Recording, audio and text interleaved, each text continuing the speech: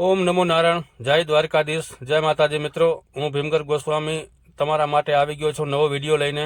આજે આપણે છીએ પોરબંદરના માણેક ચોકમાં, જ્યાં આપણે વાત કરવાની છે બાપુના જન્મસ્થળની, જ્યાં મિત્રો 1947 આપણો દેશ આઝાદ થયો અને એ ચળવળતાના મુખ્ય પાત્ર, મુખ્ય અદાકાર અને અહિંસકના પૂજારી એવા મોહનદાસ કરમચંદ ગાંધી એટલે કે મહાત્મા ગાંધીનું જન્મસ્થળ પોરબંદરમાં। તો ચાલો આપણે આજે જે કીર્તિ મંદિરથી ઓળખાય છે બાપુજીનું જન્મસ્થળ એવા મહાત્મા ગાંધી એટલે કે મોહનદાસ કરમચંદ ગાંધી, જેને આપણે પ્રેમથી અને લાડથી બાપુ કહેતા હતા, એના જન્મસ્થળ વિશે થોડીક માહિતી લઈએ। અહીંયા છે કીર્તિ મંદિર, જે બાપુનું જન્મસ્થળ તરીકે જે પોરબંદરમાં આવેલું છે। અત્યારે આ જગ્યા ખૂબ પ્રચલિત છે। અહીંયા મ્યુઝિયમ બનાવેલું છે કે જ્યાં બાપુનું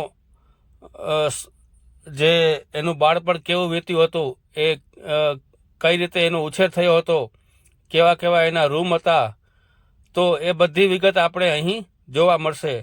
તો પહેલા વિડીયોમાં આપણે જોઈએ આ મહાત્મા ગાંધીજીના નાનપણના ફોટા હતા કે એનું બાળપણ કેવું વીત્યું હતું। અને પછી આ ફોટામાં આગળ આપણે જોઈએ એમના લગ્ન થયા પછી કસ્તુરબા હારે એમના ફોટા છે, અને પછી ઇંગ્લેન્ડમાં ભણવા ગયા હતા એ વિશેનું વધારે માહિતી પણ ફોટામાં આપણે જોવા મળશે। તથા અહીંયા એક મોટું મ્યુઝિયમ આવેલું છે, એમાં પણ બધી વિગત આપણે જોવા મળશે। એક એક ફોટામાં એક એક ત્યારને સત્યાગ્રહની ચળવળ એની કેમ કરી, કઈ રીતે એ અહીંથી ઇંગ્લેન્ડ ભણવા ગયા, એ બધી વાત અહીં રજૂ કરવામાં આવી છે। તો ચાલો એક એક વસ્તુ આપણે વિસ્તારથી જોઈએ। આ ફોટામાં કસ્તુરબાનું નિધન થાય છે, અત્યારે બાપુ એ બેઠા હોય છે। 1948ના ફોટા છે। બાપુ આ ફોટામાં રેટીઓ કાઢતા હોય એવો જવાહરલાલ નહેરુ તથા સરદાર વલ્લભભાઈ પટેલ સાથે બાપુ। આ બાપુ જ્યારે જેલમાં ગયા હતા ત્યારના ફોટા વગેરે વગેરે, બાળકો સાથે લાડ લલાવતા બાપુ વગેરે વગેરે જૂનવાણી જે પુરાણી યાદો છે તે અહીં સંગ્રહિત કરવામાં આવી છે આ મ્યુઝિયમમાં। આ મ્યુઝિયમનું નામ છે કીર્તિ મંદિર। આ બાપુનો અંતિમ ફોટો કે જ્યારે તે રામચરણ પામે છે ત્યારનો ફોટો છે આ। એ ચાખડી, ચંપલ, જે વસ્તુ ઉપયોગમાં લેતા હતા એ બધા ફોટા અહીં રાખવામાં આવ્યા છે। તો આ મ્યુઝિયમની આપણે મુલાકાત લઈએ અને જાણીએ અહીંયા બીજી કઈ કઈ વસ્તુ સંગ્રહાયેલી છે। આ છે બાપુની સમાધિ જે આવેલી છે દિલ્હીમાં। એ આ ફોટામાં આપ જોઈ શકો છો, 1948નું એમાં ડેટ અને વર્ષ બતાવે છે। આવા બીજા અનેક વિડીયો હું આપની સમક્ષ રજૂ કરીશ। આપે મારી ચેનલ સબસ્ક્રાઈબ ન કરી હોય તો કરી લેજો, જેથી કરી અને આ વિડીયોનો બીજો ભાગ પણ હું બનાવીશ।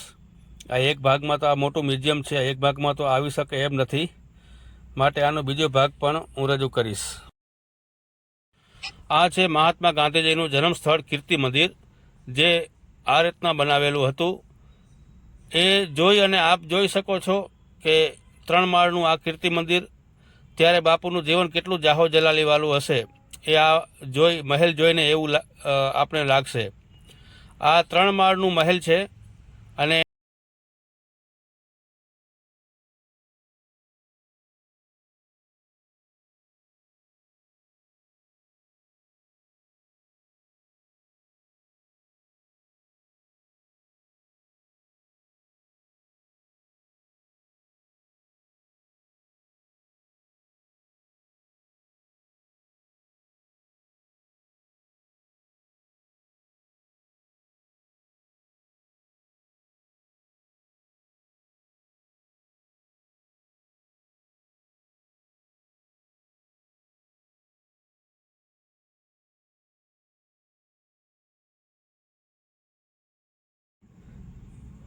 આમે મિત્રો પોરબંદરની એ જમાનામાં 3 વસ્તુ બહુ ફેમસ હતી। એમાંની હતી એક રાણાજી। રાણાજી એટલે કે અહીંના મહારાજા નટવરસિંહજી, રાણા બીજા હતો પાણો કહેતા પથ્થર, જે પોરબંદરનો ચૂનો પથ્થર, જે સિમેન્ટ અને ચૂનો એટલે કે સોડા આ બે બનાવવા માટે અતિ ઉત્તમ આ પથ્થર તથા ઘર કામ કરવા માટે તથા બીજા અનેક કામ કરવા માટે વપરાશમાં લેવાતો આ પથ્થર બહુ કિંમતી હતો અને એ અહીંયા પોરબંદરની આજુબાજુ બરડા ડુંગરની ખાણમાં મળી જતો હતો. ત્રીજો છે ભાણો કહેતા ભાણજીભાઈ ઘીવાળા. પોરબંદરની આ 3 વસ્તુ ત્યારે ખૂબ ફેમસ હતી. અને ચોથા એક લોતા આપણા મહાત્મા ગાંધી. આ બધા પોરબંદરની શાન છે.